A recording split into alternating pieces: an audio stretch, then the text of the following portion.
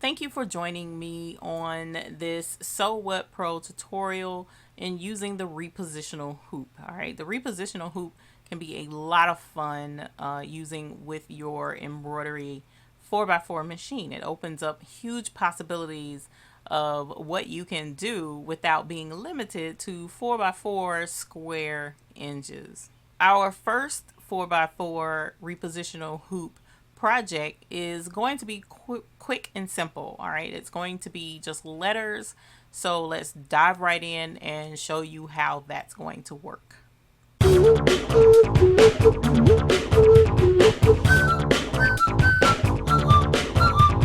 Now, I haven't done this in quite a while, so this is going to be a off the cuff, whatever happens tutorial. All right, so first thing we want to do is open a design. So I'm going to go to open, and I really don't know what design I'm going to do. Actually, I'm going to start with this one. This is my son's design he requested. We're going to make this design bigger so that we can have to make it fit in a repositional hoop. All right, so right now it fits a 4x4 hoop, and I'm going to be working with the repositional hoop for the 4x4 machine. In order to achieve that, I'm going to resize this pattern. Now, it's not something that I would recommend resizing a pattern that much bigger, but I'm going to do it. All right, so let's resize this pattern. And I'm going to make it simpler for myself, and I'm just going to do in a percentage of the initial size. So I'm going to take this up to, let's say 130% bigger. All right, and we'll hit OK, and let's see what happens. All right, so it did not lock the ratio, so I'm going to revert back, and let's try that again because I want it to resize uniformly. All right, so let's go back to 130% and hit OK. Perfect. So it went bigger, as you can see here, and we'll zoom in some to make it easier to see. And if you look at it with me resizing it, it doesn't seem to have distorted it by very much. And that's the good thing about using Sew What Pro Resize Pattern option in Sew What Pro. Because what it does is not only does it resize it, but it also adjusts the density automatically. Whereas had I just drag the size out from right here from the corner and resized it, it's going to enlarge it, yes, but it doesn't change the amount of stitches, as you see up here and in the lower right hand corner. It shows 4,800 stitches, and you want those stitches to adjust if the design gets bigger. It only makes sense. If it gets bigger, that means more stitches. So by dragging the corners, it's not going to adjust the stitches, so it's not going to stitch out accurately. So let's undo that twice to put it back to where it was. We are going to leave it right here because, as you can clearly see, it's much bigger than this 4x4 square. So let's go ahead and select the repositional hoop. Okay, so in order to do that, you'll come up here to the black outline, which is in the shape of a hoop with the green in the middle, and let's click that. And what we are looking for is the small overlap. Okay, small overlap, and as you see, it's 4 by a little over 6.5. Okay, and the jumbo overlap is for the 5x7 machine. Okay, so if you have the 5x7, you will select the jumbo overlap if you're trying to use the 5x7 repositional hoop. But if you are doing 4x4, this is your repositional hoop. Okay, and this one is the up and down hoop. Let's hit OK so you can see that. See, this is narrow, but it's tall. That's not what we want. So let's select this one, which is the lengthwise, and now we have our repositional hoop. Okay, so we have two different color stops over here. Color stop 1 is grape, color stop 2 is sunflower. So with the two different color stops, you would think, okay, well, it fits. Let's go ahead and we're going to stitch this out. So if I go to save this, and let me put a 2 right here just to make sure things go as planned, and I hit save, we're going to get an error. All right, so this error says the following color blocks must be cut: 1 and 2. Suggestions for color block splitting: shift the pattern a little bit, open the cutting toolbar and cut it. Isolate one or more pieces in a single hoop section. This file was not saved. All right, so let's hit OK, and we'll go into this really quickly.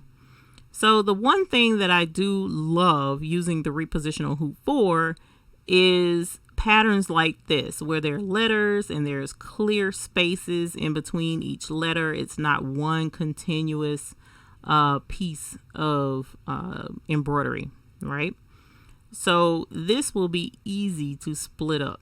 Now, if you click position 1, which is what the P1 stands for, you'll see that it intersects across this O, but it goes pretty clear through the L and the A for the most part. So what happens is when you put this on the embroidery machine in position 1, it will stitch everything in position 1, and then the embroidery machine will finish.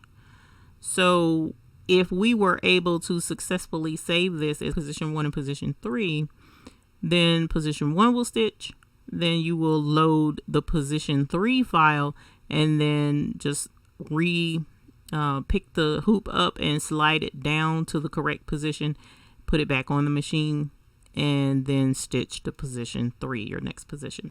So in this instance, it can't split it because this is all one pattern. Okay, so let's click on this part down here, and you see there's no break in anything. It's just going to go ahead and stitch all of this out as one step. So this is position 2, which, as you see, it's still too far over, and then position 3 overlaps with position 1, so it's a good possibility we can break this up into position 1 and position 3. So I'll take this off, and what we want to do is cut this apart. How do we do that? Very simply. So let's click off of that, and we'll come up here to the cutting toolbar. The cutting toolbar, which is right up here, the pair of scissors over the paper. And when we open that, the first option you have is to select points. And that's pretty much what we want to do.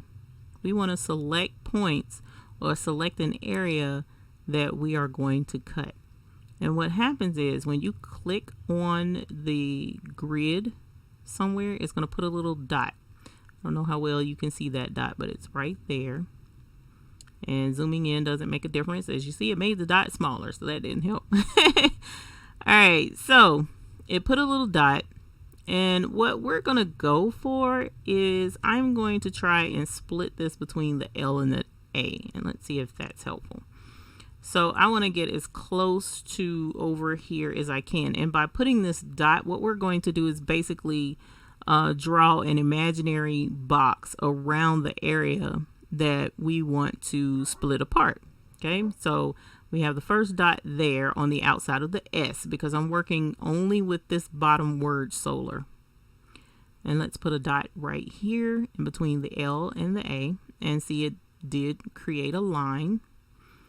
It doesn't have to be 4 clicks. You can actually do more just to be 100% sure that you are not intersecting anything important. So let's put a dot here to get as close to that as we can so that we can make sure it's going to go straight down here. So I'm going to click down here to put a line, and we got really close to the point of that A. Hopefully we're not cutting it off. Then we're going to come over here and we're going to finish off our box here. And what we want to do is now cut pattern is lit up. You can actually click on this button now that you've put points that tell it where to cut. So we'll say cut pattern, and our pattern is cut.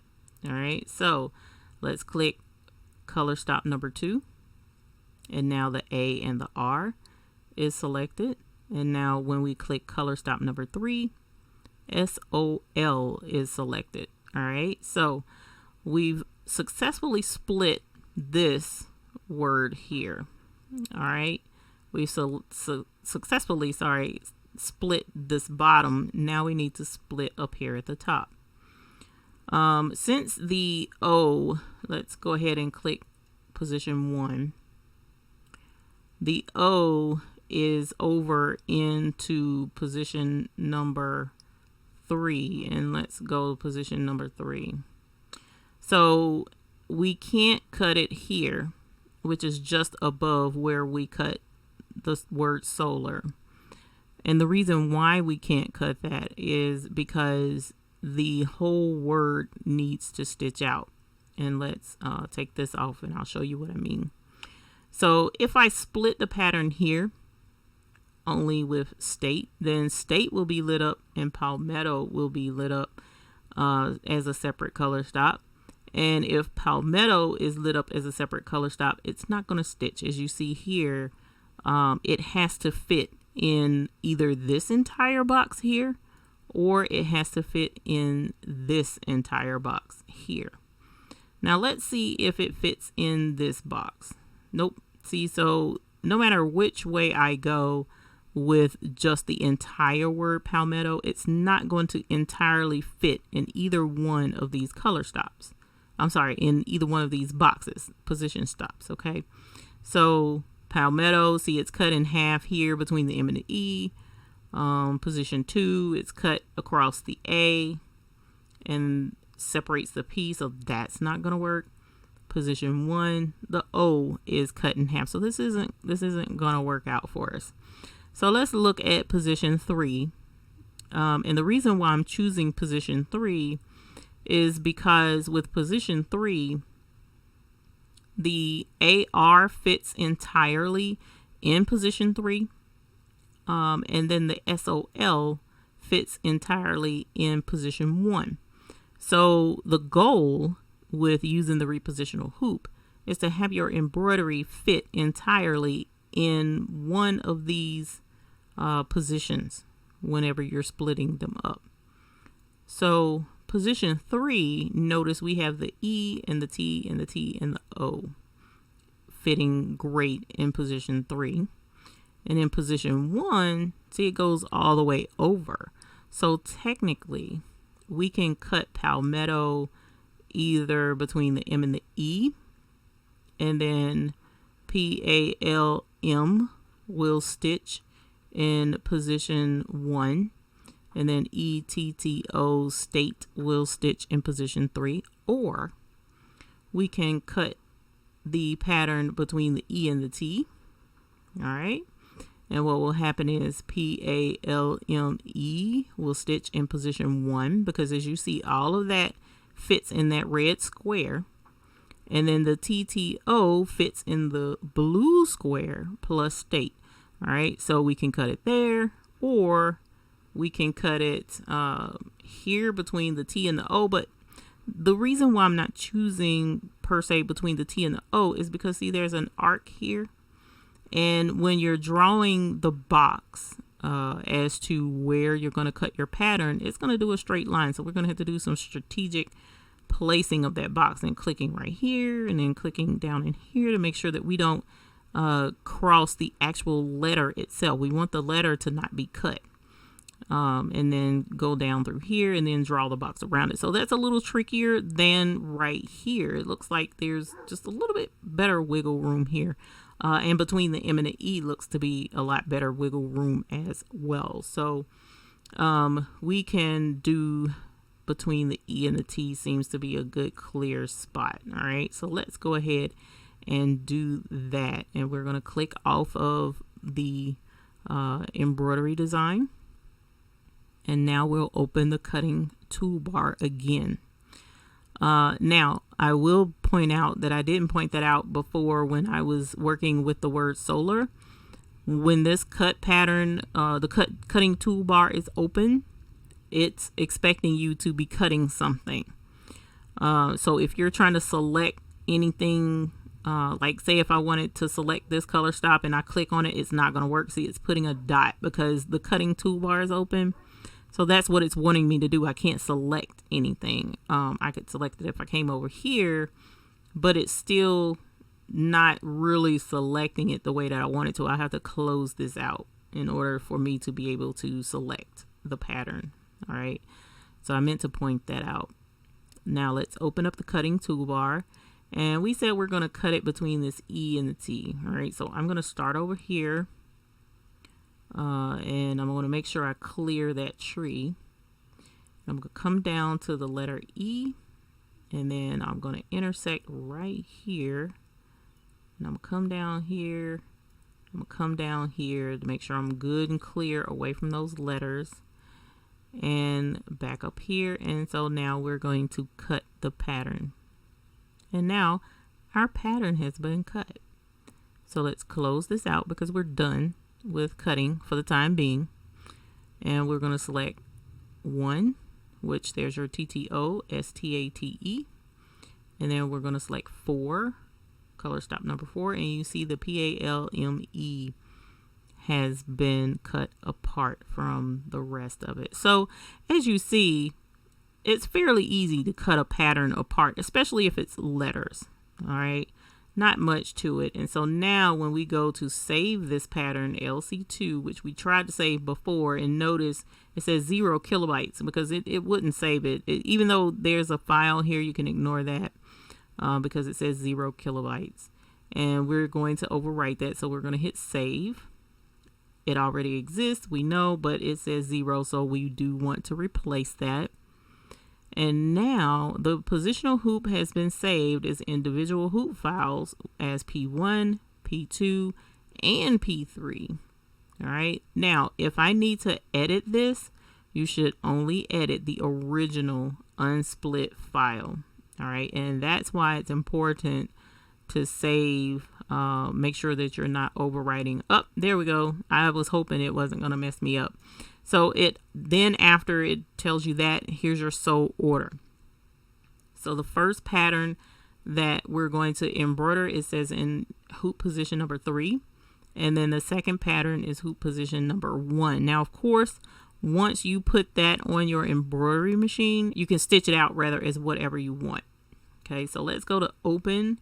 And now let's look at these files. So P1, notice PALME and the SOL is on there. And now position 3 is the TTO STATE and then the AR. So it split it up for you, and you can use that with your repositional hoop. I hope that was helpful to you all. The repositional hoop is a lot of fun. It opens up the possibilities with the 4x4 embroidery machine, whereas before people say, oh, you're restricted, you can't go larger than 4x4, and that is so not the case. You actually can. If you can make sure that your design is not larger than 4 inches in one way, then you can go larger than 4 inches the opposite direction, up to just over 6.5 inches, so that gives you a lot more space to do those projects that you want to do. Now, unfortunately, this particular repositional hoop trick, it doesn't really work with in the hoop projects. There may be 1 or 2 you might could use this with and get away with it, but for the most part, all the way across the board, that is not going to work. The repositional hoop is not really going to work for an in the hoop project. So until the next time I see you guys, then I hope you enjoy your repositional hoops. Give it a shot. Work with them. Be patient. Look for those patterns that are less than 4 inches by up to 6.5 inches, and you will have a good time with your repositional hoop, and I know that you will have happy embroidering. Thank you for joining me, and I look forward to seeing you all with our next show. Bye.